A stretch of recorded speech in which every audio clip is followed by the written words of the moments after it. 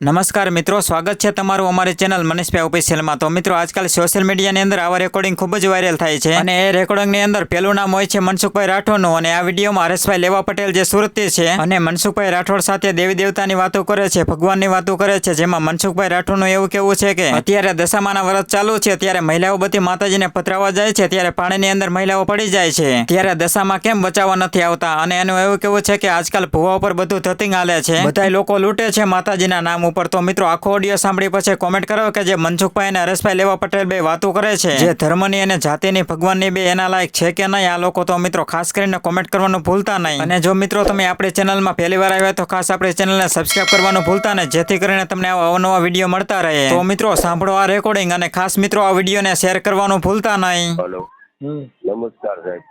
નમસ્કાર। આપણે જુઓ સાહેબ, કોઈ જાતની ડિબેટ નથી, બરાબર? ખાલી પ્રેમથી તમને ફોન કર્યો છે।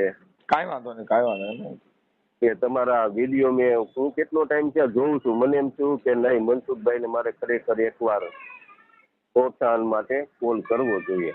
ઓકે, ક્યાં તમે મારું ગામ તો સાહેબ ગીરમાં છે પણ હું વર્ષોથી અહીંયા સુરતમાં રહું છું। ઓકે, એટલે આ તમારી જે બધી ડિબેટ મેં જોઈ વિડીયોની અંદર, મને આમ ખૂબ સારું લાગ્યું કે હકીકતમાં સમાજની અંદર તમારે જેવા વ્યક્તિઓની જરૂર છે જે લોકો અંધશ્રદ્ધાથી દૂર રાખવા માંગે છે, પણ અમુક લોકો સમજતા જ નથી કે આપણે કયા રસ્તે જઈએ છીએ, આપણે કોણ છીએ, બરાબર? લોકોની એ સૂઝબૂઝ નથી। તમે કેટલા લોકોને સમજાવો છો તમે ક્યાં રસ્તે જાઓ, જરાક તમારી આંખ તો ખોલો એમ। એક કવિતા છે એની, તમે સાહેબ સમાજનું રહેવા દો, હું કોઈ સમાજને નથી માનતો સાહેબ, સમજવા માટે મારે કોઈ ઓડિયો મૂકવો કે એવું કઈ છે નહીં। તમે તારે બિંદાસ મૂકજો, હું તમારી જેમ જ છું, બરાબર? તમને સારું લાગે તો મૂકજો। હું પટેલ સમાજ માંથી છું પણ હું પેલા માણસાઈ નો ધર્મ માનું છું। લેવા પટેલ દરબાર હોય, આયર હોય, હા, પંચોળી હોય કે પછી કોઈ દલિત જાતિના હોય, બરાબર? એને હારે કોઈ મતલબ નથી, આપણે માણસા હારે મતલબ છે। માણસાઈ કહેવાને લાયક કોઈ માણસ છે કે નહીં એની ઉપર આપણે ગર્વ થાય, બરાબર બરાબર। બાકી હું તો મેં ઘણા ધર્મને સ્ટડી કર્યા છે મનસુખભાઈ, કાંઈ બાકી નથી રાખ્યું, પણ એમાંથી મને કાંઈ ઉત્તમ લાગ્યું હોય તો બૌદ્ધ ધર્મ, બસ। બૌદ્ધ ધર્મ એટલા માટે કે એમાં મૂર્તિ પૂજા નથી, કોઈ શાસ્ત્રોનું અધ્યયન નથી, બરાબર? તમે તમારી અંદર જાઓ, તમારો દીપક ખૂબ પ્રગટાવો, બસ, અને તમે તમારી અંદર જ્યોત જગાવો અને તમે જાણો તમે કોણ છો। લોકોને પૂછવાની જરૂર નથી, લોકો એટલા જ્ઞાની નથી। હવે એને ખુદ પોતાની સમજ નથી તો એ લોકોને શું રસ્તો બતાવવાના? ખુદ બુદ્ધ ભગવાને એવું કીધું, હું તમારો માર્ગદાતા છું, મુક્તિદાતા નથી। આટલામાં વ્યક્તિને સમજાવવું જોઈએ કે આટલી મહાન વ્યક્તિ જો આવું કહી જતું હોય, વાહ લેવા પટેલ, વાહ, મોજ આવી ગઈ મને અત્યારમાં કે આવું જો આટલી મહાન હસ્તીઓ કહી જતી હોય, બરાબર, કે જે કોઈના ગુરુ જ બનવા નથી માંગતા, તમે તમારા ગુરુ બનો। તમારી અંદર કઈક બેઠું છે, ભગવાને તમને એક અસ્તિત્વ આપ્યું છે, બીજાની નકલ કરો માં તમે। બહુ સાચી વાત કરી। તમે તમારા અસ્તિત્વને જાણો, તમે એક મહાન વ્યક્તિ છો, તમે કોઈ સામાન્ય વ્યક્તિ નથી, આવું બુદ્ધ ભગવાન જણાવી ગયા, બરાબર? કારણ કે એને કોઈ બાકી નથી રાખ્યું અધ્યયન કરવામાં। એને પ્રભુની શોધ માટે કેટલી કેટલી જગ્યાઓ એને શાસ્ત્રોનું અધ્યયન કર્યું, ગુરુઓની સેવા કરી, ત્યારે એને ખબર પડી, જયારે પિતાના વૃક્ષ નીચે બેઠા અને એની જયારે અંદરથી જ્યોતિ પ્રગટી ધ્યાન દ્વારા, ત્યારે એને સમજાણું, અંદરથી એના પ્રશ્નોના જવાબ એને ખુદ મળ્યા કે માણસના જીવનનો સાચો રસ્તો કયો છે। તો લોકોને બસ આવા લોકોમાં જ માનવું છે, અંધશ્રદ્ધામાં પણ। હવે આ વાત પ્રશ્ન અને વિશ્વાસની છે। હવે માની લો કે આપણે એવા કેટલા કૌભાંડો બહાર નીકળ્યા છે, બરાબર? કેટલા એવા ગુરુઓ સમાજની અંદર બેઠા છે અને પેપરમાં, મીડિયામાં એ લોકો બદનામ થયા। પણ આપણે એક નાની વાત કરી ને મનસુખભાઈ, કે કુરુક્ષેત્રના મેદાનની અંદર જયારે યુદ્ધ હાલતું હોય ને, આ પ્રશ્ન અને વિશ્વાસની વાત તમને કરું છું, લોકોને આ સમજવા જેવી વાત છે કે સીધો વિશ્વાસ કરવો કે પ્રશ્ન કરવો। કોઈ મોટા નેતા કેમ નથી, કે કુટુંબના વડીલ કેમ નથી, કોઈ ધર્મગુરુ કેમ નથી, પેલા એને તમે સવાલ કરો, નહીંતર તમે છેતરા છો। જયારે ખુદ અર્જુને ખુદ ભગવાનને એવો સવાલ કર્યો કે બટ ભાઈ શા માટે હું આને મારું, નાનો એવો સવાલ હતો મનસુખભાઈ. એટલે એને ખબર હતી આ કોઈ સામાન્ય વ્યક્તિ નથી, સમાજના હિતમાં કઈ સારું ડિસિઝન હશે તો જ મને કીધું આ બધાને મારી નાખો, બરાબર. છતાં પણ એને ભગવાનને સવાલ કર્યો. આ તો સામાન્ય વ્યક્તિઓ છે, આપણે એને સવાલ નથી કરી શકતા. પછી કાલે મીડિયાની અંદર એ લોકો બહાર પડે કે અમારા ગુરુએ તો આવું કર્યું. ગુરુ તમારે આવી કરવાની કઈ શું જરૂર હતી? પણ તમારે પેલા ગુરુ ધારણ કર્યા પેલા તમે જ્યાં માનો છો એને સવાલ કરો તમે તમારા મનના. તમને સંતોષકારક જવાબ નથી મળતા, કઈ વ્યક્તિને જ્ઞાન નથી અથવા તો એ વસ્તુ બોગસ છે એટલું તો પેલા જાણો. તમે સવાલ કરો સીધો, શા માટે તમે વિશ્વાસ કરીને આવી વસ્તુમાં પડો છો? મારો કહેવાનો મતલબ ખાલી એવો છે. એક કવિતાની અંદર સાહેબ લખેલું છે કે સરસ મજાની પંક્તિ છે, અંધ બનીને ચાલશો રાહમાં પણ ભીત છે. જિંદગી શું ચીજ છે ગાઈ શકો તો ગીત છે, અંધ બનીને ચાલતો રાહમાં પણ ગીત છે. માથા યાર ભટકાઈ જાય, ફૂટી જાય, આવી દિવાલો આવી જાય ને રસ્તામાં મનસુખભાઈ, લોકોને બરબાદ કરી નાખે. પણ લોકોની આંખો નથી ખુલતી, બસ એને આંખો વિશે જવું છે. લોકોનો સમૂહ આમ જાય છે તો ન્યા જાવ, ન્યા કઈ ખારું થાય. અરે તમે કેટલી જગ્યા ફેરવશો? સર હું તમને વાત કરું કે આ બધી વસ્તુમાં શું છે, આ ધર્મના નામે બધા ધતિંગ કરે છે અને માતાજીના નામે ધૂણી ખાવાનું, માતાજીના નામે બધા એટલે બધી દંત કથામાં માણસો પડે છે. પણ હવે શું છે, જો હમણાં આ દશામાના વ્રત આવશે, ઘરે ઘરે બાયું ધૂણી છે, શું કરશે? અને હાંઠડિયું પથરાવા જાય ને કેટલી બાયું મરી જાય.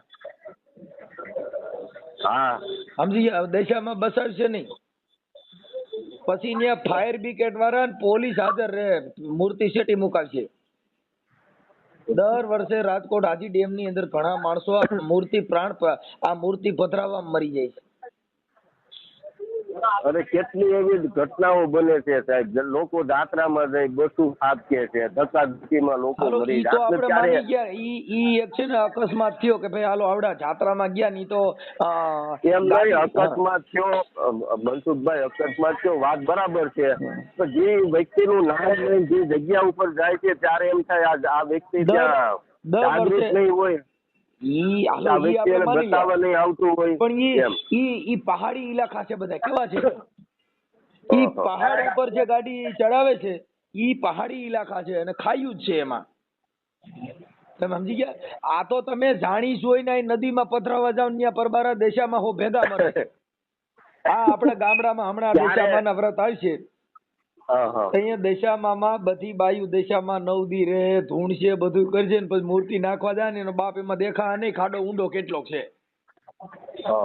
હવે ઈ દશામાં ની 9 દી પૂજા કરશે, 9 દી પછી નદીમાં નાખી દે ને ઈ ક્યાંય પરબારી ગટરૂમાં દશામાં પડ્યા છે. તમે જોજો આ ધર્મ બરાબર. એ માતાજીની 9 દિવસ પૂજા કરશે, ઈ માતાજીને 10મે દિવસે 11મા દિવસે સંડાસમાં નાખીએ છે કે નદીઓમાં નાખીએ છે. અને એને એ કે છે કે મારી દશામાં 10 દી પૂજા કરે, 10 દી પછી ઈ મૂર્તિમાં તમે માણસો તમને કોઈ કુતરા ઉતરતા હોય કે સંડાસ ને જ્યાં કણે જે તમને કહું ગંદકી પડી છે ત્યાં મૂર્તિઓ પરબારી નદીઓમાં પડી છે. તમે જોજો આ 10 દિવસ પછી. આ મનસુખભાઈ કેવું છે, જયારે કોઈ પણ વાર તહેવાર આવે ને લોકો તૂટી પડે. હવે આપણે 26મી જાન્યુઆરી છે, આપણા રાષ્ટ્રીય તહેવારો છે, આપણે રસ્તા ઉપર ઝંડા જોઈને ત્યારે એમ થાય કે આ લોકોને ખબર નહીં પડતી હોય. અને 15મી ઓગસ્ટ આવે આપણે એમ 10 દિવસ કોઈ પણ તહેવાર આવે એમાં જે 4 દિવસ આની પૂજા કરે ને સોથજીએ એની વેલ્યુ ઘટી જાય. આનું કારણ શું? એ બરાબર છે. તો ઈ 10 દિવસ એની પૂજા કરે. 100% ગમે વસ્તુમાં તમે વ્યસ્ત રહ્યો, 100%. 10%ની આ બધી વાત છે. 10%નો સાહેબ કોઈ મતલબ નથી. એક જગ્યા આપો ને. જો અમે દર વર્ષે આપણે જોઈ છીએ, છાપા વાંચી છીએ, આ તો આપણે સોશિયલ મીડિયાની અંદર આ જે છાપામાં ન્યૂઝમાં આવે છે જોઈ છીએ, વાત કરી છે. ગણેશ ઉત્સવ આવે ને તો જબરી તમને કહું લાખ રૂપિયાની મૂર્તિઓ લાવશે, પછી એને પધરાવા જાય ને તો ઈવડે પાણીમાં બુડીને કેટલા માણસોનો જીવ હિંસા થાય. તો એ ભગવાન એને બચાવી નથી શકતો, ગણેશ એને બચાવી નથી શકતા, આ દશામાં એને બચાવી શકતા નથી. જેટલા ઉત્સવો આવે ને ઈ પાણીમાં પધરાવા જાય ને તે હજારો માણસો મરી જાય છે. છાપામાં આવે છે ભાઈ, છાપામાં આવે છે. તો ઈ દશામાં એને બચાવી ન કે મારે આને 9 દી સેવા પૂજા કરી છે ને આને મારે મરવા ન દેવાય. ઈ ખબર છે મૂર્તિ તમને બચાવશે નહીં, પછી ફાયર બ્રિગેડ વાળા ને પોલીસ વાળા આવે તઈ તો લાશ નીકળે અંદરથી. હું તો મનસુખભાઈ એટલું કહું છું, હું તો કહું લોકોની અંદર એક પરમેશ્વર પ્રત્યે આસ્થા હોવી જોઈએ, પણ આંતરિક બાહ્યની આવા લોકો ઉપરની વિશ્વાસથી મોટો આત્મવિશ્વાસ છે. હવે આપણી અંદર જે આપણે ખુદને વિશ્વાસ નથી તો આપણે એવા લોકો પાસે જવું જ પડે. અને તમે જે તર્કની વાત કરો છો એ સચોટ છે કે તર્કવાદી બનો એમ. હવે વાતમાં વિરોધ થાય, બરાબર. હવે આપણે આંગુલી માલ હતો કે લોકોના આંગળા કાપીને પોતે ભાઈ માળા ફેરતા, પોતાની જાતને શૂરવીર માનતો. જયારે બુદ્ધ ભગવાનનો એને ભેટો થયો એટલે બુદ્ધ ભગવાનને કે ભાઈ તું મને નથી ઓળખતો, હું કેટલો શૂરવીર છું. લોકો આમ કાપવા માંડે મારું નામ સાંભળીને, તો અહીંથી જાતો રે. બુદ્ધ ભગવાને કીધું કે ભાઈ તું કેટલો શૂરવીર છો, હું જરાક જોઈ લઉં, તું મને ત્યાં પીપળાના પાન કાપીને દે લે. એને દાઢી કાપી નાખી બુદ્ધ ભગવાનને, હાલ્યો ધારીઓ મારીને કાપી નાખી દાઢી. પછી બુદ્ધ ભગવાન કે હવે આને જોડી દે, બરાબર. એટલે આંગુલી માલ કે ભાઈ તમે ગાંડા થઈ ગયા છો, હવે આ થોડી જોડાય. કે તે અત્યાર સુધી કાપવાનું જ કામ કર્યું, જોડવાનું નહીં. તું શૂરવીર નથી, હાલ હું તને શૂરવીરતા બતાવું. ખાલી કાપવું શૂરવીરતા નથી. બુદ્ધ ભગવાને દાઢી જોડી દીધી, બરાબર. આને શૂરવીરતા કહેવાય. તું આટલો શૂરવીર છો ત્યારથી એને ધાર્યું મૂક્યું. અને તમારો જે વિરોધ થાય છે, લોકો ગાળું બોલે છે. હવે જે સંયમમાં નથી રહેતા, પોતાના વિચારોને સંયમમાં નથી રાખી શકતા, હું એ લોકોને શૂરવીર નથી માનતો થાય. અને કઈ રીતના શૂરવીર કહેવાય? જે પોતાના સંયમમાં નથી. લોકોના બે શબ્દથી લોકો આખા ભડકી જાય, ધ્રુજવા માંડે, કોણ છે પોતે ભૂલી જાય, બરાબર. કઈ રીતના એ લોકોને શૂરવીર માનવા? વિરોધ છે ને, ઈ વિરોધ થાય ને એટલે તમારે માન લેવું કે આ શબ્દ ની અંદર કોઈ પણ સત્યતા સુમાયેલી છે. વિરોધ કોનો થાય? વિરોધ એનો થાય. આયા સાહેબ હાસા માણસોના જ વિરોધ છે અને સમાજ એને નથી ટકવા દીધા. કરી લેવાનું કે આ સત્યનું પાલન નથી થતું. આપણે કોઈ ધર્મને પાછા પાડવાની વાત નથી કરતા, પણ આપણે ભારતની અંદર બૌદ્ધ ધર્મને સ્થાપિત નથી થવા દીધા, બરાબર. એનું કારણ બધા સમજે છે, એનો ખુલાસો કરવાની જરૂર નથી. એક સત્ય આવતું હતું, એક સત્ય આવતું હતું. કારણ કે અમુક લોકો બદનામ થતા હતા એ ધર્મ આવવાથી, આપણે ખોટા પડશું, આપણે એના નામ નથી દેવા, બરાબર. પણ ઇતિહાસમાં બધા જાણે છે કે ભાઈ શું કામે બૌદ્ધ ધર્મ. આજે તમે ઇન્ડોનેશિયા જાઓ, જાપાન જાઓ, કેટલા દેશ એવા છે જ્યાં બૌદ્ધ ધર્મ સિવાય કાંઈ નથી. આટલું બધું પ્રોત્સાહન બૌદ્ધ ધર્મ ને બૌદ્ધ ભગવાનને શા માટે આપ્યું? કારણ કે ત્યાં અમુક બીજી પ્રજાતિ વિરોધ કરવા વાળી નહોતી. સ્વીકારવા, સત્યને સ્વીકારવા વાળા ત્યાં વ્યક્તિ હતા. અહીંયા સત્યને એટલે સ્વીકારવામાં અમે તો તમને ધન્યવાદ આપી છીએ કે તમે લેવા પટેલ હોવા છતાં તમને બુદ્ધનું આટલું જ્ઞાન છે ને, ઈ બદલ અમને સારું લાગ્યું કે તમે જે માણસ આ જ જ્ઞાન કે તમે આ જાણી હિકા. આવડા લોકો જાણતા ને ખાલી સનાતન ધર્મ ઓલો નાગદાન આહિર કરી છે, સનાતન ધર્મ એને કઈ એક બે આટાની ખબર નથી. મેં એના ઘણા તમે ઓડિયો જો, અમે તનાતની છીએ, પણ તને તનાતન ની કઈ ખબર તો હોવી જોઈએ કે નહીં? હું તો સાહેબ છે ને બાહ્યને માનતો જ નથી. બાહ્ય કાંઈ નથી, એક દેખાવ છે, તમારો ભ્રમ છે, જે છે ને તમારી અંદર આંતરિક છે. તમે તમારી અંદર જાઓ અને પ્રશ્ન તમારા સોલ્વ કરો, તમને ત્યાંથી જવાબ મળશે. આવા લોકો પાસે તમને જવાબ ન મળે. સાહેબ એની બધી બાહ્ય જે ભક્તિ છે ને, ભક્તિ ઈ બધાએ છે ને આંતરિક જ કીધી. આ લોકો મનસુખભાઈ હવે જ્ઞાન ની વાતો કરે, કાકા અમે ભજની કલાકાર છીએ, અમે સાહિત્યકાર છીએ, તો અમારી પાસે શેનું જ્ઞાન હોય? પણ ઈ જે સાહિત્ય કરીને એમાં તર્ક બુદ્ધિ વાપરી. તર્ક બુદ્ધિમાં એવું કે ભાઈ ગણેશ ભગવાન ને જે તમે ઉંદરડા માથે બિહાડી દીધા, ઈ ઉંદરડો ગણેશ નું વજન ખમે ખરા? આ ખાલી તર્ક બુદ્ધિ કે ભગવાન ભાઈ ભગવાન છે, પણ આ બધા ભારતમાં જ છે, બીજા દેશમાં જ ક્યાંય છે નહીં. અટણ બીજા દેશમાં છે, બીજા એક મિનિટ હવે મનસુખભાઈ મારી વાત સાંભળો, સરસ મજાની વાત કરું કે જે શાસ્ત્રોની અંદર દર્શાવવામાં આવ્યું, જે આપણે સંભળાવવામાં આવ્યું, જે બતાવવામાં આવ્યું, એને આપણે માની લીધું. ભગવાન વિશે આપણે જાણીએ. તમે જે ભગવાનની વાત કરી કે ઉંદેડા ઉપર ભગવાન બેહે, બરાબર. કારણ કે આપણે બતાવવામાં આવ્યું, સમજાવવામાં આવ્યું, આ બધું એટલે થાય છે. હવે માની લો કે આપણે સીન ની અંદર જાય અને એમ કહી કે ભાઈ ભગવાન નું વર્ણન કરો, આમ બધું આ વાત સાંભળા જેવી છે. એટલે એમ કે અમારા ભગવાન છે ને 4 ફૂટના હોય. કેટલા ફૂટના? રેશમી વાળ હોય અને એકદમ સ્કિન વ્હાઈટ હોય અને વાળ રેશમી હોય, હોઠ ગુલાબી હોય, બરાબર. એટલે ન્યાનું જે સામાન્ય જનતા છે એની કરતા રૂપ રંગ સારું હોય કે અમારા ભગવાન આવા હોય. આ જ પ્રશ્ન લઈને આપણે વેસ્ટ ઇન્ડિઝમાં જાય મનસુખભાઈ કે ભગવાનનું વર્ણન કરો તો કે અમારા ભગવાન 4 ફૂટના ન હોય, 6 ફૂટના હોય, લાંબા લાંબા, ગુગળિયા કાળા વાળ હોય, એકદમ શ્યામ કાળા કાળા હોય, હોઠ થોડા ગુલાબી હોય, બરાબર, અને શરીર અષ્ટપુષ્ટ હોય, એવા અમારા ભગવાન હોય. હવે આ જ વસ્તુ, આ જ પ્રશ્ન લઈને રશિયામાં જઈ ભાઈ ભગવાનનું વર્ણન કરો તો અમારા ભગવાન એકદમ સ્વસ્થ હોય, સ્કિન એકદમ વ્હાઈટ હોય, આંખ બ્લુ હોય, વાળ એકદમ રેશમી અને ભૂરા હોય, બરાબર. આ જ પ્રશ્ન જો ભારતની અંદર કરવામાં આવે ને મનસુખભાઈ, તો આ જે પબ્લિક હોય એની કરતા સારો પુરુષ કે સારી જે નારી હોય ને એ જ વર્ણન કરવામાં આવે તો અમારા દેવી દેવતા આવા હોય. હવે ભગવાન એક જ તત્વ છે તો બધે અલગ અલગ ભાઈ કઈ રીતના આવું થયું? આ મેન્ટાલિટી દેશ વાઇઝ બેસાડી દેવામાં આવી છે કે આપણા ભગવાન આવા હોય, ખબર જ નથી ભગવાન ક્યાં છે, શું છે, એનો રૂપ રંગ શું છે, અને લોકો બસ નીકળી ગયા છે. આ વાત બરાબર છે.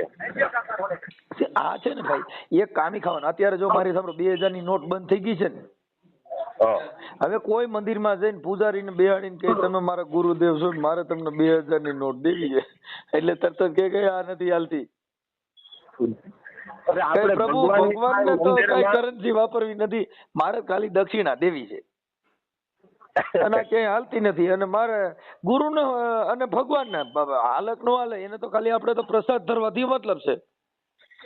2000 ની નોટ મૂકજો એટલે હમણાં તરત જ ઉભો થઈ જાય, હાલે પાછી હાલ બીજી 500 મૂક, બાકી આ કાઢ લે.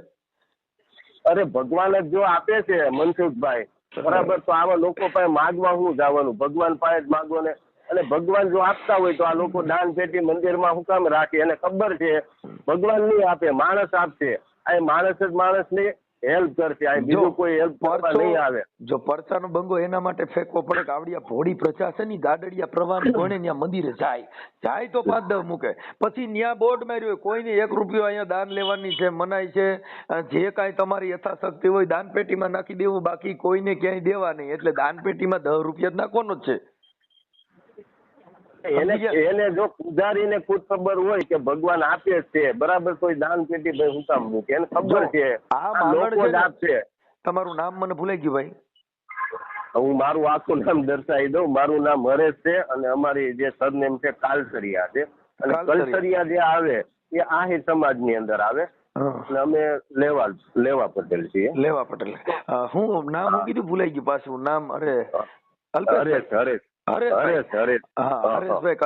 હરેશભાઈ, હવે તમને ઈસુ ભગવાન હતા ને, ઈસુ ભગવાનની જીવતા પૂજા થતી હતી, ઈસુ ખ્રિસ્તીની.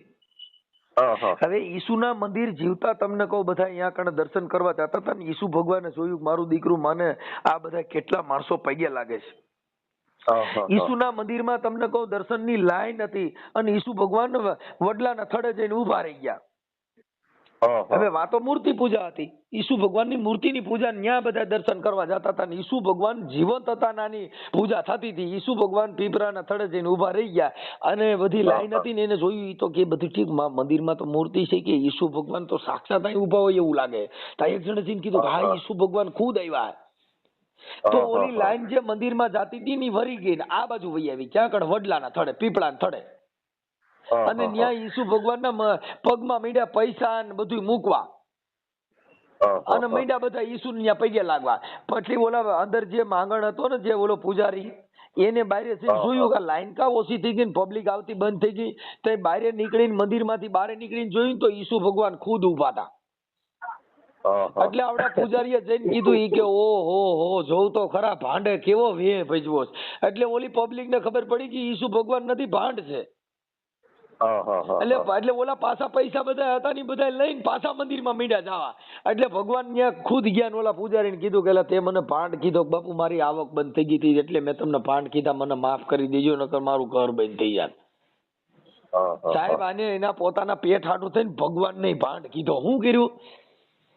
આ જગત સહી પૈસા હાટું દાન હાટું થઈને ભગવાન ને કે ભાંડ અટાણે જો કૃષ્ણ ભગવાન વાસળી લઈને આવે ને અને જો કદાચ ક્યાંય આવે ને તો એને ધક્કા મારીને ધકેલે. અટાણે કલેક્ટર કચેરીમાં જવું હોય પટેવાળો પરસેવો વારી દે. એટલે કાગ બાપુ એનું દુઓ કીધું કે અહીંયા કણે મોર મુગટ કે વાહણી લઈને આવીશ માં આ પબ્લિક તને ધક્કા મારીને ધકેલ છે. અહીંયા તું કૃષ્ણ ભગવાન કઈ મોરલી મુગટ કે પહેરીને આવતો નહીં ને કે આ માણા તને પગે નહીં લાગે ને ધક્કા મારીને ધકેલ છે. અહીંયા તો સફેદ પહેરી જે લુગડા ને હાથમાં રાખજે ઠેલી અને દેખીત કરીશ ડોલ તો તને કાર્યકર જાણીને અહીંયા સાહેબ કે સાંભળા.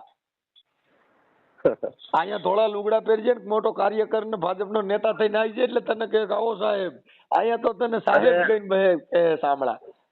અને એક વાત તમે બહુ સરસ મજાની કહી મનસુખભાઈ કે અહીંયા ભગવાન વસ્ત્રોમાં લોકોને લૂંટવામાં આવે છે. તમે એક ઉદાહરણ આપ્યું હતું રાવણનું કે જયારે સીતા માતાનું હરણ કરવા ગયો રાવણ તો એને ભગવા વસ્ત્ર કાં પહેર્યા. પોતે એક લંકેશ એક રાજા હતો બરાબર, તો એ તો સારા વસ્ત્ર પહેરીને જાય એમ હતો પણ એવા વસ્ત્ર ઉપર લોકોને વિશ્વાસ નથી. પહેલેથી આ વસ્તુ આવેલી આવે છે. તમને ઈ ઉદાહરણ રામાયણ ભાઈ હરેશભાઈ દઉં કે રાવણ નો ભાઈ વિભીષણ રાવણ ના રાજમાં રહ્યો તો કોઈ દી બગડ્યો નહીં. બરાબર. વિભીષણ કોઈ દી બગડે એનામાં ઈ રાક્ષસ પણ નો આવ્યું. અને કઈ કઈ રામના રાજમાં રહી તો એનામાં કોઈ દી સુધારો જ નો આવ્યો. હા એ બરાબર છે. આપણે કેવા લોકોની વચ્ચે રહી છે. હા એ બરાબર છે. કેવા લોકોની વચ્ચે રહી છે આપણે. કે વિભીષણ રાવણ નો ભાઈ હતો. બરાબર છે. તો ઈ કોઈ દી એનામાં તમને કહું એનામાં કોઈ ફેરફાર બહુ સારો માણસ તરીકે જેને જગત માન્યો. અને કઈ કઈ રામના રાજમાં રહેતી હતી એને આખી જિંદગીમાં સુધારો જ ન આવ્યો. બરાબર છે. હું થયું કે ઈ છે ને ભાઈ પોતાના આચરણ કેતા વિચાર જે તમારો વિચાર છે ને ઈ મહાન છે. માણસ કોઈ મહાન નથી. તમારો શબ્દ થી તમારી તુલના થઈ જાય. ઝવેરીની દુકાનમાં સોનું બતાવો એટલે તરત જ કહી દે 22 કેરેટ નું છે 16 કેરેટ નું છે. બરાબર છે સાહેબ. એમ શબ્દ છે એનાથી તમારી તુલના થઈ જાય તમે કેટલા કેરેટ ના છો.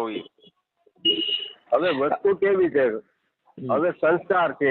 આપણે કેટલા એવા આપણે ઇન્ડિયાની અંદર અલગ અલગ ધર્મો છે, બધે જ્ઞાન છે. આને સંસ્કાર કહી શકીએ.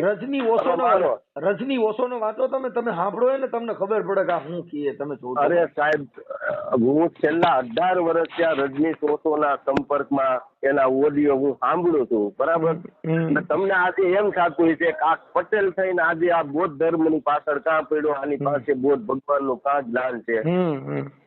કારણ કે હું ઓશોને સાંભળું છું. હું તો કહું લોકોએ ઓશોને સાંભળવા જોઈએ. હું એમ નથી કેતો લોકોએ બિચારાને બદનામ કરી નાખ્યા.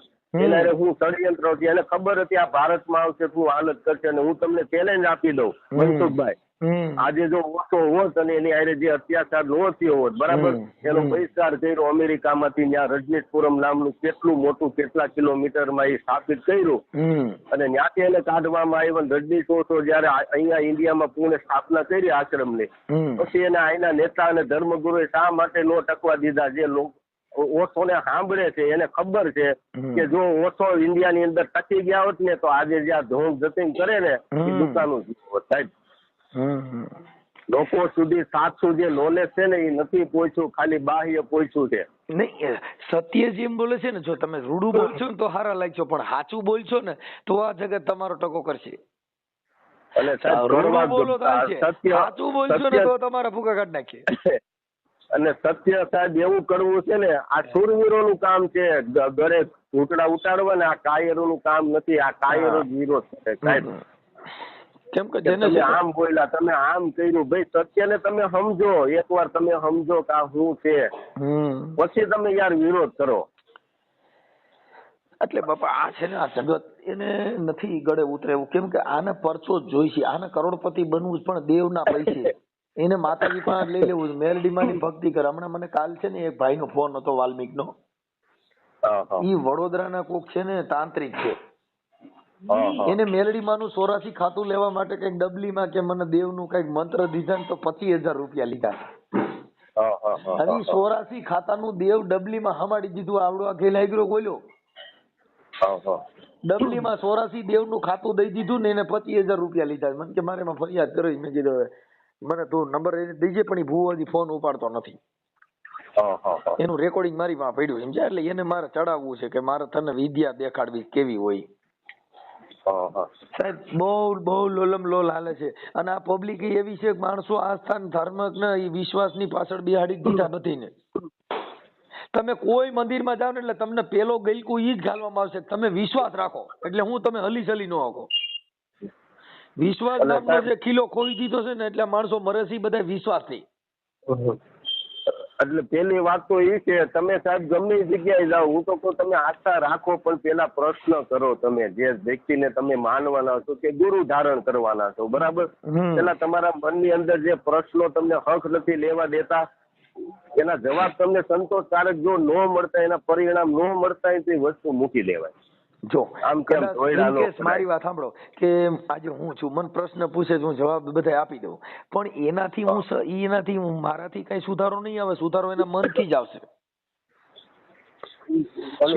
બહુ સાચું કીધું કે સાહેબ કે સંસ્કાર લોકો આપે છે, વડીલો હોય કે ગુરુ હોય, બરાબર, એવા ગુરુની વાત નથી કરતો. જ્યાં ભગવા પહેરીને બેસી ગઈ ગુરુની વાત નથી કરતો સાહેબ, બરાબર. પણ સમજ છે ને, સમજ મનસુખભાઈ માણસની પોતાની હોય, બરાબર. હવે તમે એને ગમે એટલો સમજાવો પણ એની અંદર એ સમજવાની જે ક્ષમતા, એની અંદર એ વિચારધારા જ નથી, બરાબર. કઈ રીતના સમજવાનો? અને તમે વાત કરો છો મનસુખભાઈ વ્યાકરણની, તમે કક્કા બારખડી ની વાત કરો છો. લોકો કક્કા સુધી અમુક પૂગ્યા હોય, હવે તમે એને એમ કહો કે ભાઈ ક કા કી કુ કુ, એટલે એમ કે મનસુખભાઈ આ હું તમે બોલો છો.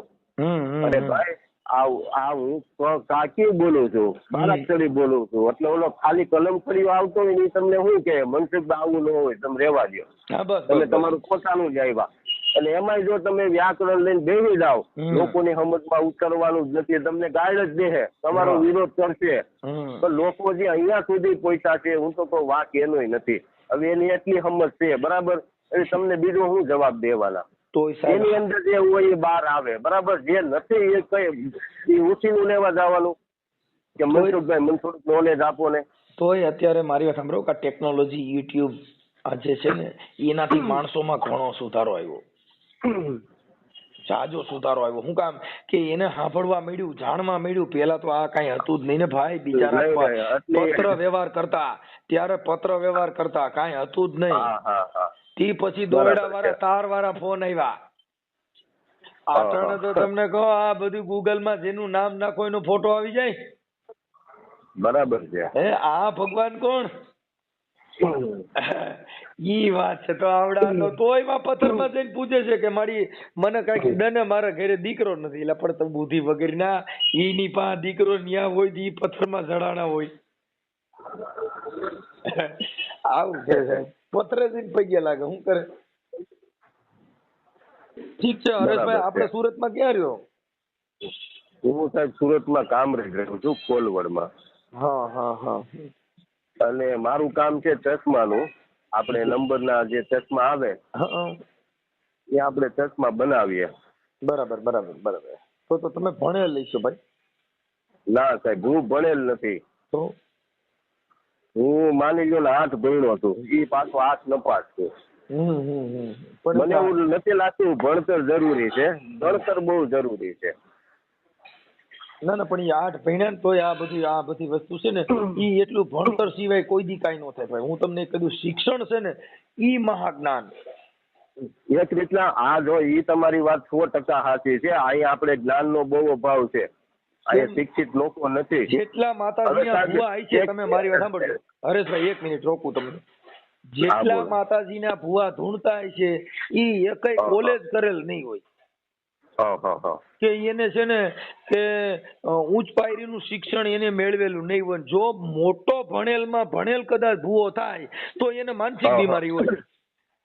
હા, એ બરાબર છે. કેમ કે કોઈ દી ભણેલ ધૂણે જ નહીં. જે ભૂવા પકડાણા છે સમાજની અંદર, ખુલ્લા પડ્યા છે, આ સત્યશોધક ને જે ખુલ્લા પાડ્યા છે કે આવા ઢોંગ ધતિંગ છે, બરાબર, આ લોકો હકીકત માનસિક બીમાર જ છે. હવે માનસિક બીમારી જયારે લોકોને છે અને તમે એની પાસે તમારા જીવનનું સોલ્યુશન લેવા જાઓ, એનું શું પરિણામ આવે સાહેબ? વિચારો તો ખરું તમે. સાચી વાત છે. હે અને એક છેલ્લું આપણે ઉદાહરણ આપી દઈ, બરાબર? બહુ સરસ મજાનું છે. શિક્ષિત વ્યક્તિ અને અભણ વ્યક્તિ, બહુ સમજ્યા જેવી વાત છે, બરાબર? કે શિક્ષિત કોને કહેવો અને અભણ વ્યક્તિ કોને કહેવો. જયારે હિરોશીમા આપણે માની લો જાપાન ને અમેરિકા વચ્ચે જયારે યુદ્ધ થયું ત્યારે પહેલો બોમ્બ ફોડવામાં આવ્યો હિરોશીમા ઉપર, અને એમાં 1.5 થી 2 લાખ નિર્દોષ લોકો મૃત્યુ પામ્યા. એમાં નાના નાના બાળકો હતા, વૃદ્ધ લોકો જેને કઈ ખબર જ નહોતી. પ્રોબ્લેમ બે દેશના પ્રાઇમ મિનિસ્ટર ની હતી, બરાબર? અને આ માસૂમ લોકોને ખબર નહોતું આપણે મરવાનું છે. અને જેને બોમ્બ ફોડ્યો એટલે 2 દિવસ પછી પાછો બોમ્બ ફોડવામાં આવ્યો. ભાઈ તમે શરણાગતિ સ્વીકારી લો, નકર હવે નાગાસાકી ઉપર બોમ્બ ફોડવામાં આવશે. શરણાગતિ નો સ્વીકારી અને 2 દિવસ પછી પાછો બોમ્બ ફોડવામાં આવ્યો. એમાં 1.5 થી 2 લાખ લોકો મૃત્યુ પામ્યા, જે બિલકુલ હાવ નિર્દોષ હતા, બરાબર? હવે જયારે જે બોમ્બ ફોડ્યો, હવે એનું ઇન્ટરવ્યુ લેવામાં આવ્યું જેને બોમ્બ નાખ્યો હતો, અને એનું ઇન્ટરવ્યુ લેવામાં આવ્યું. એ ઉચ્ચ વિદ્યાલયમાં ભણેલો હતો, ઉચ્ચ વિદ્યાલયમાં ડિગ્રી પ્રાપ્ત કરેલી હતી કે બોમ્બને કઈ રીતના નષ્ટ કરવો, કઈ રીતના બનાવવો, બધું નોલેજ હતું. એટલો શિક્ષિત વ્યક્તિ હતો, બરાબર? અને એને પૂછવામાં આવ્યું કે તમારા એક બોમ્બ ફોડવાથી કેટલા લોકો મૃત્યુ પામ્યા છે સાહેબ, ખબર છે? કે હા મને ખબર છે. તો તમે ફોડ્યો શું કામે, નાખ્યો શું કામે? આ લોકોનો વાંક જ નહોતો. આવા નિર્દોષ માસૂમ બાળકો, આવા વૃદ્ધ લોકો જેને કાંઈ લેવા દેવા જ નહોતું, એ લોકો મૃત્યુ પામ્યા તમારા બોમ્બ નાખવાથી. તમે ના નહોતી પાડી શકતા. એટલે એને એમ કીધું આ મારી ડ્યુટી હતી. કે એવી કઈ કેવી ડ્યુટી? એમાં 3 થી 4 લાખ નિર્દોષ લોકો તમે મારી નાખ્યા, તમે ના નહોતી પાડી શકતા તો કે મને સસ્પેન્ડ કરે. અરે તમે કદાચ તમે ના પાડી તો શું કરવામાં આવત? કે કા સસ્પેન્ડ કરત, કા કોઈ સજા આપવામાં આવત, તો મારી જગ્યાએ કોઈ બીજો વ્યક્તિ નિમણૂક કરવામાં આવત. હવે સાંભળજો કે કદાચ બીજા વ્યક્તિ ના પાડી તો કે ત્રીજાને મૂકત, કે ત્રીજા ના પાડી તો કે ચોથાને મૂકત, અને કે ચોથાએ ના પાડી હોત તો કે આવું ને આવું આયલા કરે તો આ પ્લાન જ આખો કેન્સલ થાય. હવે આ વાતનો સાર એવો છે કે આ ડિગ્રી વાળા લોકો છે, સમજો હવે, બરાબર? આને શિક્ષિત કેવો? જે સમાજના હિતમાં, જે દેશના હિતમાં જે ડિગ્રીઓ કામ નથી આવતી, બરાબર? આપણે કોરોના વખત જોયું, લોકો 20-20 લાખ ખર્ચા, લોકોએ મકાન વેચી નાખ્યા, ગીરવે મૂક્યું, વ્યાજે લીધા, પણ અમુક ડોક્ટરોએ દયા ન ખાધી સાહેબ. કે આ ક્યાંથી આવે છે, આની પરિસ્થિતિ શું છે, આની આગળ પાછળ કોણ છે, બસ લૂંટો લૂંટો લૂંટો. આવા અધિકારીઓને મારે એટલું જ કહેવાનું છે કે તમારી ડિગ્રી જો આ દેશના હિતમાં, આ સમાજના હિતમાં, આવા નિર્દોષ લોકોના હિતમાં કામ ન આવતી ને તો સાહેબ તમે શિક્ષિત નહીં સમજતા, 1 નંબરના તમે અંગૂઠા સાહેબ અભણ વ્યક્તિ છો. પોતાના પેટ માટે કરે. પણ ભાઈ છે ને આ બધી વસ્તુ એવી છે સાહેબ કે જેટલો કોઈ રોગચાળો આવે ને, જો અત્યારે મારે સાંભળો, અટાણ કોઈ ભૂવો કે છે કે વરસાદ કેદી થાય? બિલકુલ નહીં, એવડ જ નથી. એની કેપેસિટી જ નથી. આ ખાલી વાત કઈ કરશે તમારા ઘરે સારું થાય, એને ખબર છે ઘર પૂરતું કરાય અને કોકના એક વ્યક્તિ પૂરતી ગલકું ખલાય, આમાં બધે હલાય નહીં, નકર આવડા પકડીને પૂરી દે. આના કરતા તો ઓલા ભવિષ્યવાણી કરે, જો આગાથી ઓલા આંબાલાલ દે ઈ હારું કે તો કરું ભાઈ વરસાદ આવશે, ભલે 2 દી મોડો આવે તો ખરા. નહીં એ ફાકું કહેવાય. જો આ અશોક પટેલ આગાહી દે છે ને અમારા રાજકોટ વાળા, એની પાસે મશીન છે અને એની પાસે હવામાનના યંત્રો છે, એના આધારે દે છે. આવડા તો આમ જ્યારે કોઈ જોઈને દશા જોઈને દે છે ડોહો, એની કીધે વરસાદ નો આવે. એ કાડીના દબાણમાં દરિયાની અંદર એનું હવામાનનું દબાણ થયું છે ને એની ઉપરથી વાદળાનું હવામાન નક્કી કરે.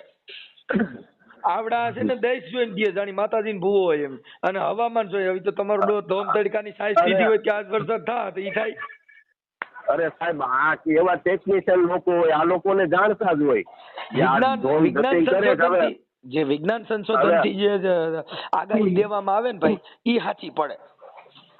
હવે કેવું થાય ખબર? હવે તમે ક્રોસ કર્યું છે ઈસુ ભગવાનનું ગળામાં, લોકોને ખબર હોય કે આ ઈસુ ભગવાનને માનતો જ હોય. હવે આપણે ઘણા શ્રદ્ધાળુ લોકો હાથમાં રામદેવ પીરના દોરા બાંધ્યા હોય, એ લીલા જ હોય, સમજી લેજો, બરાબર? એટલે અમુક ભુવાના નજરમાં આવે એટલે એમ કે ભાઈ તમે રામાપીરના મંદિર અથવા કોઈ ભુવા પાસે ગયા તા? એટલે એમ કે હા હો બાપુ એ સાચું ગયા તા. એટલે ઓલાને ખબર જ હોય કે આ લીલો દોરો છે રામાપીર બાપાનો જ હોય, આટલા માસ્ટર માઇન્ડ હોય. અને એવું ઘર મને મનસુખભાઈ ગામડાની અંદર માં કોઈ દી ફળિયામાં કે ઘરમાં કોઈ દી નાગ નહીં નીકળો હોય, એ કોઈ ઘરની અંદર નીકળો હોય, પાછા એવા સવાલ કરે ઘરની અંદર નાગ નીકળો તો હા સાચી વાત યાદ કરો, મને દેખાય છે યાદ કરો. સાહેબ. અને તમારું ડોહું એ કોઈ ઘર એવું ગામડામાં ન હોય કે તમારો બાપ કોઈ દી નાગ નહીં નીકળો હોય, નીકળે જ. જો પૂછી લેજો ગામડાની અંદર. સમજો નાગ નીકળશે ને એટલે આપડા ખેતલા બાપા કરીને વને ગલકું ગાલ દે કેટલામાં, કેમ કે એને ગમે એમ કરી અને આ પબ્લિક છે ને એને ભ્રમમાં ખાલી ડર બેહાડીને પૈસા લેવા છે. મૂળ એને બીવડાવવું છે. મારે કાળી ચૌદસ આવે ને દહીં 17 દહીં ત્યારે હું દર વર્ષે અમારા શમશાનની અંદર ગામની અંદર મારી ઠાઠડી ફેરવું શું કરું છું કાયદેસર હો, નિહાર બિહાર હાર બાર બધું લઈ આવી જીવતો મરી જાઉં છું.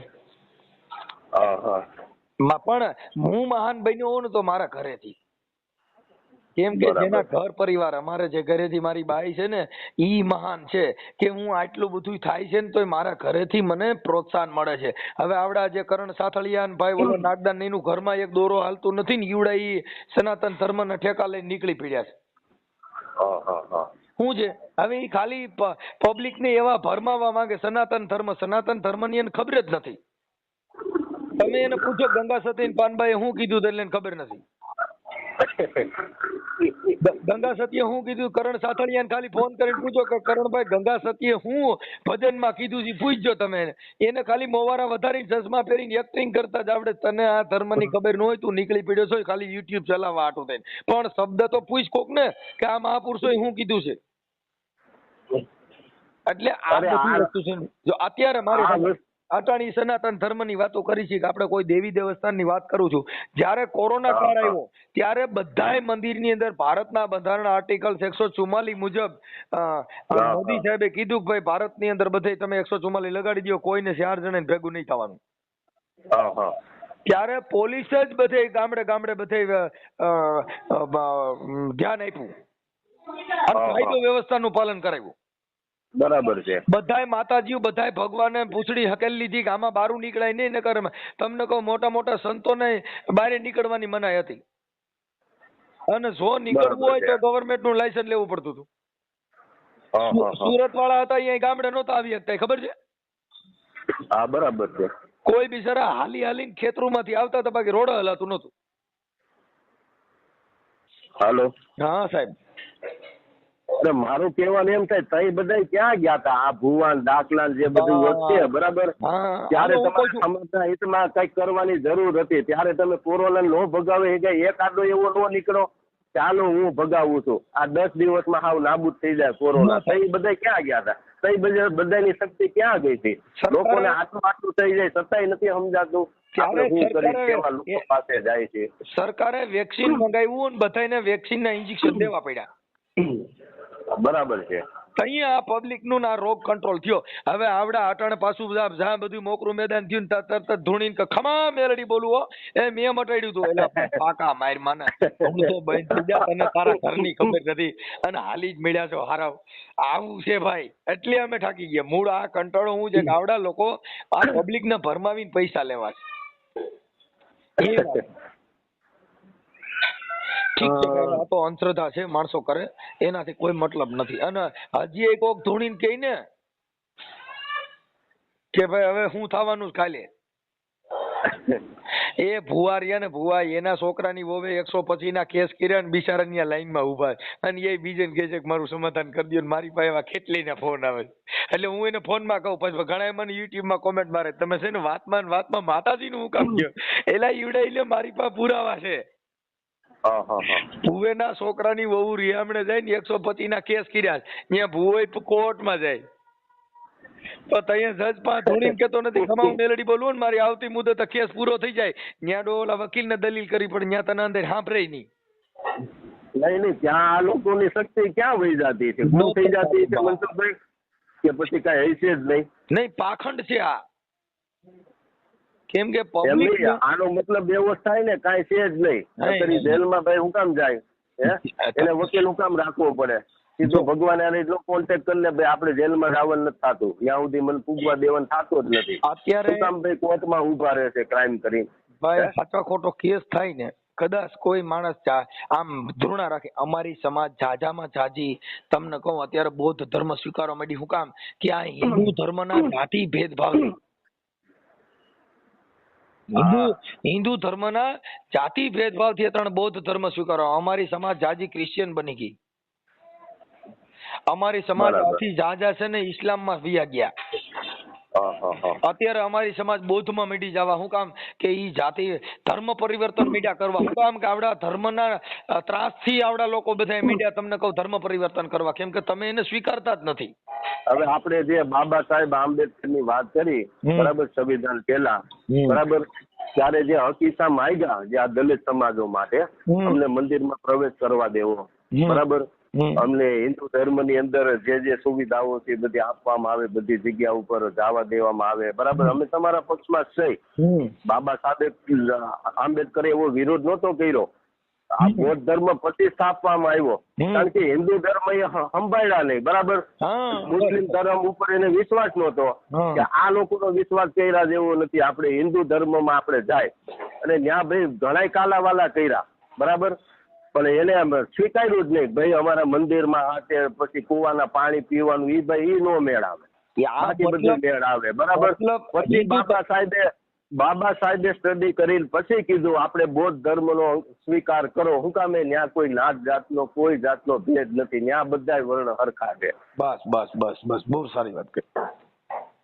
એટલે હું તો એમ કઉ છું, પટેલ નો દીકરો હોય, કોળી નો હોય, ગમે સમાજ નો હું તો કહું હોય, બરાબર, પેલા એ માણસ હોવો જોઈએ, નકર એ વર્ણ ને કેવા લાયક એ વ્યક્તિ હોતો જ નથી. પેલા માણસાય, પછી જાતિ. હું તો આ માનું છું સાહેબ. મતલબ આ જે ધર્મના જે અમારે નાગદાનભાઈ ની બધા જે ડીંગા કરે છે એના હિસાબે હિન્દુ ધર્મ તૂટે છે. શું કામ? કે તમે હિન્દુના નામે ઓલા લોકોને ત્રાસ આપો છો એટલે આપડા લોકો ધર્મ પરિવર્તન કરે છે. કેમ કે તમે પેલા તો ઈ કરો કે તમે ઈ સમાજને આવરો કે ભાઈ કોઈ તમારી પ્રત્યે એવું રાખે તો અમને કહેજો. હજી દાઢિયું નથી કરી દેતા, હજી ઘોડે માથે નથી ચડવા દેતા. અત્યારે 21મી સદીમાં તો આવડા લોકો બૌદ્ધ ધર્મ સ્વીકારીને કરે હું? હવે તમે વિચારો તો ખરું સાહેબ, આ જે મોટા મોટા જ્ઞાનીઓ છે જે ધર્મગુરુ બનીને બેઠા છે, બરાબર, એમાં એક નામ તો હું લઉં છું, મોરારી બાપુ. મોરારી બાપુ નો બહુ મોટો વર્ગ છે માનવાડો. એ ખુદ એમ કેતા હોય કે ઓશો જે વ્યક્તિ છે, રજનીશ ઓશો, એ કેટલા મહાન છે એને વર્ણન કરવું પડ્યું. લગભગ ધર્મગુરુ નો ઓશો નું વર્ણન કરે છે. ત્યાં લોકોએ વિચારવાની જરૂર છે, આના વખાણ હું કામ કરે છે, એટલી હું મહાનતા છે. તો હું તો કહું ઓશો ને એકવાર છે ને લાઈફમાં સમય લઈને અધ્યયન કરવું જોઈએ, સાંભળવા જઈને પછી તમે કોની ઉપર વિશ્વાસ કરવો, પછી તમે આગળ વધો. મોરારી બાપુ, જિગ્નેશ દાદા, આ બધા જેટલા કથાકારો છે ને એને પેલા તો કથાની અંદર જાતિ વર્ણ વ્યવસ્થા મટે ને પેલું તો એને ઈ અભિયાન ઉપાડવું જોઈએ કે ભાઈ કોઈ પણ જાતિના વર્ણના વાળા કરીને તમે જે જુદા રાખો છો ઈ ભગવાનના લાયક નથી, રામાયણના લાયક નથી, ગીતાના લાયક નથી. તો તમને કહું આ પબ્લિકમાં સુધારો આવે. આવડા લોકો શું કરે છે, ઈ એનું જે કઈ હાલે છે એમાં એને ક્યાંય વર્ણ વ્યવસ્થા જાતિ ભેદભાવ મટે ને એવું ક્યાંય બોલતા જ નથી. અને આવું ક્યાં સુધી નહીં મળશે મનસુખભાઈ, જ્યાં સુધી લોકોની અંદર જ્ઞાનનો અભાવ રહે કે માણસ પોતે શું છે, એનો ધર્મ શું છે, એ નહીં સમજે ને ત્યાં સુધી વિરોધ રહે. બસ છેલ્લી એક વાત કરી દઉં ને મનસુખભાઈ, તમને તમારો બહુ વિરોધ થયો, તમને લોકોએ ગાયડું આપી, તમે જેલ સુધી ગયા છો, બરાબર, લોકોના વિરોધના કારણે. પણ એક ભગવાન મને એવો બતાવો કે એના દુશ્મન કે વિરોધી નહોતા, તો તમારો મારો વિરોધ થાય તો એમાં શું ફરક પડવાનો? આપણે આપણું કાર્ય ચાલુ રાખી, બસ. બસ અને એ તો કરવાનું ભાઈ. જો એ વિરોધ તો થાય, વિરોધ તો ના થાય કે જેને સાચું હોય એના જ વિરોધ થાય. વિરોધ થી જ તમને કહું એનું સ્વાગત હોય. એટલે માન લેવું કે સત્ય છે ને સત્યમેવ જયતે, સત્યનો હંમેશાના માટે વિજય થાય. ભગવાન બુદ્ધે પણ કીધું કે બહુજન હિતાય બહુજન સુખાય. બરાબર છે કે જાજા માણસોનું સુખ હોય, જાજા માણસોનું હિત હોય, ઈ ધર્મની અંદર પ્રવેશ કરવો. બરાબર છે. કોઈનું અહિત થાય એવું કામ નહીં કરવાનું. બહુજન હિતાય અને બહુજન સુખાય. જાજા માણસોનું હિત હોય, જાજા માણસોનું સુખ હોય, એને સાથ આપો. આપણે છે ને મનસુખભાઈ, કોઈનો આપણે વિરોધ નથી, બરાબર. વિરોધ આપણે શેનો છે કે માણસનો વિરોધ કરે ને, અરે મોટામાં મોટો ધર્મ છે ને ભાઈ આ માણસનો છે, માનવ ધર્મ. આનાથી વિશેષ હું નથી માનતો કોઈ ધર્મ છે. મને કઈ પ્રોબ્લેમ હોય, કઈ દુઃખ હોય, તું માણસને કહી શકું, એ મારી હેલ્પ કરે. સાહેબ આપણે હળીને મળીને બધા વર્ણ રહેવું જોઈએ, બરાબર? આ જ ધર્મ છે આપણો. હવે આ લોકો આવીને આપણે અંદરો અંદર બધાવે કે ભાઈ હું ફલાણી જાતિનો, હું ફલાણી જાતિનો, હું મોટો કેવા, હું મહાન કેવો, આ બધું શું છે? થોડો ને ભાઈ, આ હળીને મળીને રહ્યો ને. સમાજના આગેવાન, સમાજના ધર્મગુરુ, જે સનાતન ધર્મના ધર્મગુરુ, ઈવડા ઈ બધા એમ કે ને ભાઈ જાતિ ભેદભાવ ક્યાંય રાખશે એને અહીંયા પ્રવેશ કરવો નહીં, એવા બોર્ડ મારે એટલે આ દેશ સોનાની ચીડિયા બનશે. 1000% કહી દઉં. બરાબર છે. પણ આવડા છે ને એના રોટલા શેકવા માટે થઈને અંદરની મીટિંગ ગઈ જુદી હોય ને બહારની મીટિંગ ગઈ જુદી છે. ત્યાં લગન આ દેશમાં જાતિ ભેદભાવ નહીં ખપે. હવે વિચારો મનસુખભાઈ, મેં કેટલા દિવસથી હું ટ્રાય કરું છું. એક છેલ્લે 23 આવે છે આંકડો, એ ફોન લાગતો નથી. બે વાર બીજા નંબર ઉપર ફોન કર્યો, મારા બેને ફોન ઉપાડ્યો, બરાબર? કે બહાર ગયા છે. હું કહું કઈ નહીં, મારે ખાલી વાત કરવી છે, ઘરે આવે ને તો મને કોલ કરાવજો. બે વાર એ નંબર ઉપર કોલ કર્યો, પછી આ નંબર માં આજે વળી ફોન લાગી ગયો, બરાબર? મનસુખભાઈ રે વાત કરું. હવે મેં તમને વાત કર્યો, તમે દલિત સમાજ માંથી આવો છો મનસુખભાઈ, બરાબર? તો મારે ભાઈ તમને હું કામ ફોન કરવો જોઈએ? મારે તમારી પ્રશંસા હું કામ કરવી જોઈએ? પણ હું સમજુ છું કે ભાઈ માણસાઈ છે ને એ જ મોટી વસ્તુ છે, બાકી કોઈ મોટી વસ્તુ નથી. હું એવો ભેદભાવ નથી રાખતો, એટલે મેં તમને કોલ કર્યો કે ભાઈ આ વ્યક્તિ છે, ભલે ગમે સમાજ નો હોય, કાર્ય બહુ સારું કરે સમાજ ની અંદર. મને યાદ આવ્યું છે એટલે હું તમને કહી દઉં કે મોરલો છે ને, મોરલો એની રૂચિ આવે ને તે બોલે છે. એમાં જેટલા સનાતન ધર્મના વડા છે ને ઈવડે એને એની રૂચ આવે તો બોલવું જોઈએ. ઓથલ પદમણી ને ઓઠો જામ જયારે એને મોટા ભાઈ ઓથી જામે દેશવટો દીધો ને ત્યારે અહીંયા જુનાગઢ બાજુ આવ્યા હતા. અને કંડળા ડુંગર પાસેથી નીકળ્યા ને મોરલે ટહુકાર કર્યો નો ઓઠો જામ અડડીને હેઠો પીડ્યો અને માંડ્યો રોવા. એટલે ઓથલે પૂછ્યું ઓઠો કોઈ દી મારો ઓઠો અણહરો ન હોય ને આજ મારો ઓઠો ઉદાસ છે. એટલે એને ઓઠાને પૂછ્યું, ઓથલ પદમણીએ, ઓઠા મને તમે કયો તમે આજે ઉદાસ કેમ છો, તમે આજે અણહરા કેમ છો, તમે બોલતા નથી, આજ તમે આજ મૂડમાં નથી, તમને શું પ્રોબ્લેમ થયો છે? કે મને ઓથલ કાંઈ વાંધો નથી, પણ આ મોરલે ટહુકાર કર્યો ને એટલે મને મારો કચડો યાદ આવ્યો છે. એટલે ઈ ઓથલ પદમણીએ તીરકામ ઢૂલ લઈને મોરલાને મારવા ટાંક્યું. એટલે કવિ કાગ બાપુ એ મોરલાને વાચા આપી કે એ ઓથલ તું મને મારી સામે તીરકામ ઢૂલ લઈને મારવાની કોશિશ કરીમાં હું કોઈના ઘરે ઘઉં બાજરો માંગતો નથી, હું કોઈના ઘરે દાણા ખાતો નથી, અમે તો મોતેડા સરીને મારા પેટ ભરીએ છીએ. કે અસા ગિરિવરજા મોરલા, કચ્છી ભાષામાં કીધું. હું કીધું કે અસા ગિરિવરજા મોરલા, એ બાઈ તું મને તીરકામ ઢૂલ લઈને મારીમાં અમે તો ગાંડી ગીરના મોરલા છીએ. કે અસા ગિરિવરજા મોરલા ને અમે કંકણ પેટ ભરા, પણ અમારી ઋતુ આવે ને બાપ અમે બોલીએ નહીં તો અસાજા હૈડા ફાટ મરા. એ મોરારી બાપુ ને જિગ્નેશ દાદા ને એનો સમય આવે ને એની કથા હોય ને તો એને ચોખ્ખું કેવું જોઈએ કે કોઈ જાતિ ભેદભાવ રાખશે તો એને અહીંયા આવવું મનાય છે. કે કોઈ જાતિ ભેદભાવ આ કોઈ સત્સંગમાં આ કોઈ ગીતા રામાયણ સાંભળવાની જરૂર નથી. તમે સાંભળો તોય જાતિ ભેદભાવ તો મુકતા નથી, તો તમે રામાયણ સાંભળો તોય તમારામાં ફેર પડ્યો નહીં, ગીતાજી સાંભળો તોય તમારામાં જાતિ ભેદભાવ તો ગયો નથી. તો તમે આ રામાયણ કે ગીતા ધર્મ કે કોઈના ધર્મના લાયક તમે નથી. એટલે તોય આ સમાજ સુધરે. સમાજમાં સુધારો ક્યારે આવે? તમે કડક જેટલા પીએસઆઈ જે પોલીસ સ્ટેશનમાં કડક હશે ને આરોપી બધા સીધા હશે, તમે જોજો. બરાબર છે. હું કામ કે ભાઈ અમારા પીએસઆઈ આવ્યા ની કડક કહું છું મારે બહુ બરાબર છે. એટલે તમારા દારૂડિયા ગુંડા બધા સીધા અલગ. સાહેબ ભાઈ ભૂકા જ કાઢે જો ભાઈ, મોરલા જ બોલાવે સીધા. આ તો મનસુખભાઈ તમારી વાત ઉપરથી એક વસ્તુ સાબિત થાય છે કે આ જે જાતિવાદ ફેલાણો છે ને એ અમુક ધર્મગુરુઓના કારણે. તમે જેમ કીધું એમ પીએસઆઈ કડક હોય તો ત્યાં ટાઈમ નથી થવાનો, કારણ કે ઓલો વાહ ફાડી નાખે, બરાબર? ધર્મગુરુ એટલું કડક થવું જોઈએ. એ જો નાતીવાદ વિશે જો એ લોકોને નહીં સમજાવે, લોકો કઈ રીતના સમજશે? કારણ કે જે ધર્મગુરુ સમજે છે એ સામાન્ય લોકો સમજે છે, બરાબર? પોલીસ જો ભક્તિ કરવા માટે ને તો ક્રાઇમ નો ક્રેઝ વધશે. પોલીસ જેમ લાલાક કરશે ને એમ ગુંડા સીધા રહે. એટલે હું તો કહું આ ધર્મગુરુ આ બધી પ્રચાર કરવું જોઈએ કે તમે આ ભેદભાવ ભૂલ આપણે એને બધા માણસો મંદિરોમાં છીએ બોલિયા મારો બરાબર કે જાતિ ભાતિ તોડો. કોઈ અરે સાહેબ, જાતિવાળા હોય તો મેં અહીંયા એક જાતિની picture જરૂર જોયું. નથી. મેં સાહેબ એક પિક્ચર જોયું મને આંખમાં જળજળી આવી ગયા અને હકીકત મેં નાનપણમાં આ વસ્તુ જોઈ છે.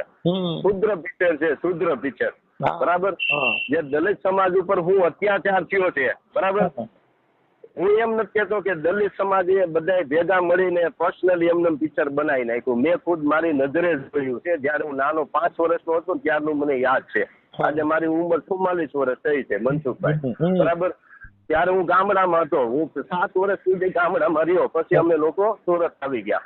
બરાબર. પછી 7 વર્ષની અંદર મેં ગામડાની અંદર મેં જે જોયું છે દલિત સમાજ વિશે ત્યારે મેં પિક્ચર જોયું ને ત્યારે મને વિશ્વાસ આવ્યો કે નહીં આ પિક્ચર રોંગ નથી બનાવવામાં આવ્યું. હવે બિચારા નાનો છોકરો હરિઓમ બોલતો હોય કે અમુક જગ્યાએ મંત્રોચ્ચાર હાલતી ને બિચારાને મગજમાં ચડી જાય હરિઓમ બરાબર. બિચારાને જીભ કાપી નાખે. તમે જોવો તો ખરું એને શું બુદ્ધિ છે છોકરાને. આ અત્યાચાર તમે કરશો આ તમારો ધર્મ છે આ તમારી માનસાઈ છે. તમને ધર્મ આવું શીખડાવે છે કે માથું એક છોકરો છે હરિઓમ બિચારો બોલી ગયો છે માફ કરી જો ભાઈ ને એનું તમે જીભ કાપી નાખશો. આ શીખવાડ્યું તમારા ધર્મે તમને. જી જી સાહેબ. અરે પેલા વેદ સાંભળી જાય ને તો આ શુદ્ર જ્ઞાતિને ગણી અને એના કાનમાં તેલના શીશા રેડ્યા. કાનમાં તેલ નાખતા. હા તો ગરમ તેલના શીશા રેડ્યા. બિસાડાને થૂકવાનું નહીં હાલવાનું નહીં વાય હાવેડા બાંધવાના. આ કેવડો અત્યાચાર થયો છે. કાયદો અમારા માટે થયો એટલે અમને આ સોમાન મળ્યું. મોટા મોટા બધી આ જે હવે માની લો કે તમારા દલિત સમાજની અંદર જો બાબા સાહેબ આંબેડકર નો હોત ને સાહેબ હજી ઘણો અત્યાચાર હોત આ સમાજ ઉપર. અને એને બહુ સારું કામ કર્યું. ભલે લોકો વિરોધ કરતા દલિત સમાજ માટે આ કર્યું ઓલું કર્યું આ કાયદા મુકાય ભગવાન એને લોકોએ ભગવાન બનાવી દીધા. આ એને કામ જ સમાજ માટે સાહેબ એ કર્યું છે. એના સમાજમાં બીજું હતું કોણ કે આ સમાજ માટે કાયદા લાવે સુધારો લાવે અત્યાચાર બંધ કરાવે. એક માણસ જાગૃત થયો છે સમાજ વિશે બરાબર એટલે તમે એને હું સમાજમાંથી કાઢશો એની નહીં કરવાની વાતો કરશો. અને એને એના માટે સાહેબ ક્યાં કર્યું છે? સમાજ માટે બલિદાન આપ્યું છે. એક અત્યાચાર માટે બલિદાન આપ્યું છે. આ લોકો બિચારા આવા માસૂમ છોકરાની જીભું કપાઈ જાતી એનો શું વાત હતો? હવે આવા માસ વલ્લભભાઈ સરદાર એને ઈ વખતમાં બાબા સાહેબને મદદ કરી સાહેબ. વલ્લભભાઈ સરદાર ગાંધીજી તમને કહો મોહમ્મદ અલી જીના આ બધા એના કમિટીના મેમ્બર હતા. હવે તમે વિચારો તો કરો આ મોહમ્મદ જીના અલી આ લોહાણા સમાજમાં ખબર નથી કે લોહાણા જ્ઞાતિના છે પોતે મોહમ્મદ જીના અલી. મોમેડિયન હતા. મોહમ્મદ અલી જીના મોમેડિયન હતા. ના સાહેબ તમે એનો ઇતિહાસ જોઈ લેજો. એ પેલા લોહાણા હતા મને ખાસ ખબર છે. એને ઇતિહાસ જોયો છે. અને તમે સાહેબ એકવાર સ્ટડી કરી લેજો તમારા માટે જરૂરી છે. એ જાતિના મુસલમાન નહોતા એ લોહાણા હતા. પોરબંદર ની અંદર જયારે એને ધંધો ચાલુ કર્યો કઈ રીતના કર્યો એનું હું ટૂંકમાં તમને વર્ણન કરી દઉં. એની પાસે ધંધામાં બધી રીતના ટૂંકા હતા. કોઈ જાતનું કામકાજ નહોતું. એટલે ઓલા જે માછીમારો હતા અમુક મુસલમાનો ભાઈઓ ધંધો કરતા બરાબર. એટલે એને કીધું અમારી ભેગો હોય ને આ કામ કર્યો. અને પોતે હોશિયાર વ્યક્તિ હતા મોહમ્મદ જીના અલી બરાબર.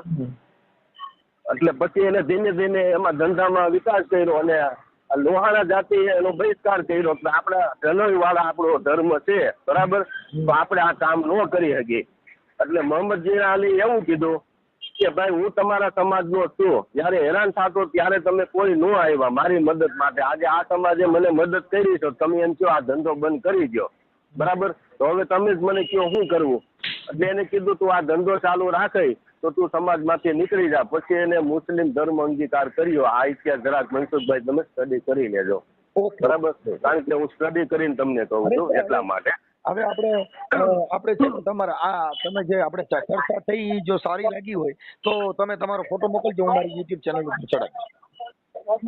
અને મને જરાક લિંક પાછી મોકલી દેજો. તમે શેમાં મોકલો છો? તમારી કાલે મેં YouTube ચેનલ ઉપર છે. તમે તમારો ખાલી ફોટો મોકલી દો. તમારા નંબર નહીં નાખી કેમ કે તમારો બિઝનેસ હોય ને એટલે તમારા નકર બધાના ફોન આવે એટલે તમારા નંબર નહીં નાખી ખાલી તમારો ફોટો મૂકીશ.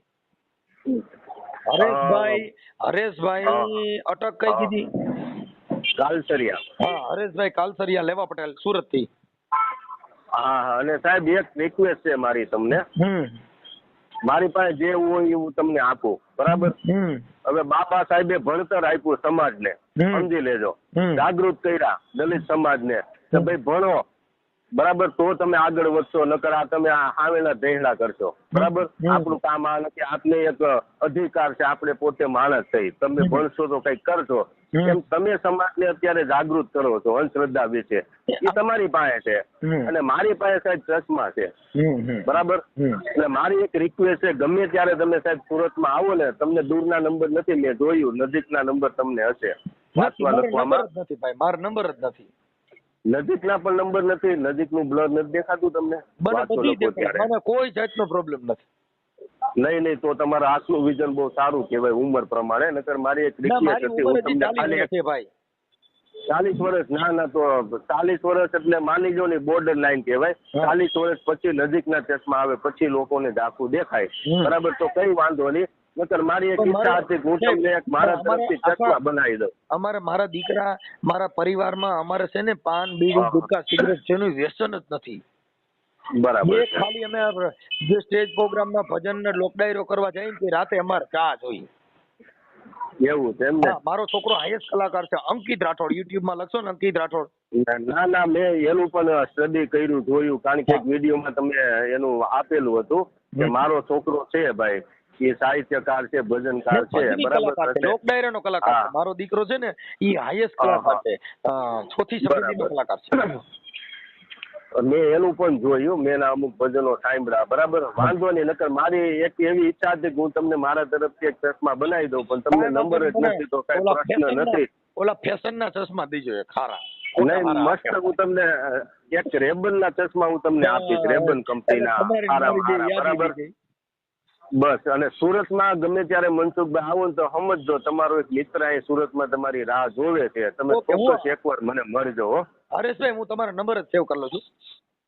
હા, વાંધો નહીં, બરાબર? અને હું મારો અત્યારે યુટ્યુબમાં હમણાં ચડાવી દઈશું 15-20 મિનિટમાં. વાંધો નહીં, સારું, હાલો. જય ભીમ. તો મિત્રો તમે આખું રેકોર્ડિંગ સાંભળ્યું ને અત્યાર સુધી શું વાતચીત થઈ, તો મિત્રો આના વિશે તમારું શું કહેવું છે ખાસ કોમેન્ટ કરવાનું ભૂલતા નહીં. અને જો મિત્રો તમે આપણી ચેનલમાં પહેલી વાર આવ્યા તો ખાસ ચેનલને સબસ્ક્રાઇબ કરવાનું ભૂલતા નહીં, જેથી કરીને તમને આવા અવનવા વિડીયો મળતા રહે.